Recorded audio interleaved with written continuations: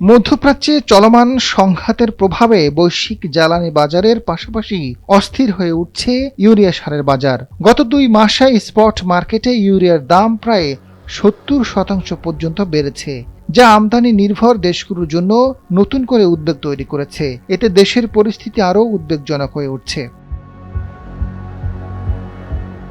Gas সংকটের কারণে অধিকাংশ ইউরিয়া কারখানা বন্ধ থাকায় বর্তমানে নরসিংদী গোরাশাল পলাশ সার কারখানা সীমিত উৎপাদন চলছে। দেশের মোট মজুদ নেমে এসেছে নিরাপদ সীমা 4 লাখ টনের নিচে, যা বর্তমানে প্রায় 3,43,000 টন। সংশ্লিষ্টরা বলছেন, উৎপাদন ব্যাহত হওয়া এবং সরবরাহ সংকটের কারণে আন্তর্জাতিক বাজারে ইউরিয়ার দাম দ্রুত বাড়ছে। ফেব্রুয়ারির তুলনায় মার্চ মাসে এ সারের দাম প্রায় 42% বৃদ্ধি পেয়েছে।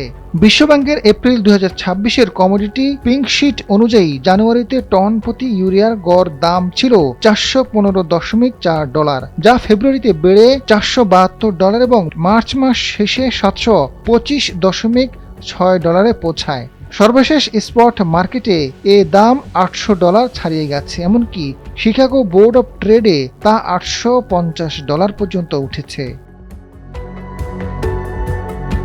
আসন্ন আমন মৌসুমকে সামনে রেখে বাংলাদেশ কেমিক্যাল ইন্ডাস্ট্রিজ কর্পোরেশন বেসরকারিভাবে 2 লাখ টন ইউরিয়া আমদানির উদ্যোগ নিয়েছে। তবে 2 দফা আন্তর্জাতিক দরপত্রে আশানুরূপ সাড়া না পাওয়ায় তৃতীয় দফায় যাওয়ার প্রস্তুতি চলছে।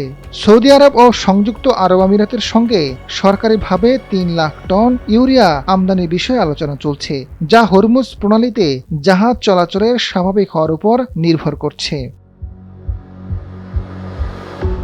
দেশে বছরে ইউরিয়ার চাহিদা প্রায় 26 টন। চলতি বছরে এ পর্যন্ত আমদানি হয়েছে 13,14,000 টন। বর্তমানে মজুদ নিরাপদ সীমার নিচে থাকায় দ্রুত আমদানি ও দেশীয় উৎপাদন বাড়ানো না গেলে আসন্ন আমন মৌসুমে ধান উৎপাদন ব্যাহত হওয়ার আশঙ্কা করছেন সংশ্লিষ্টরা।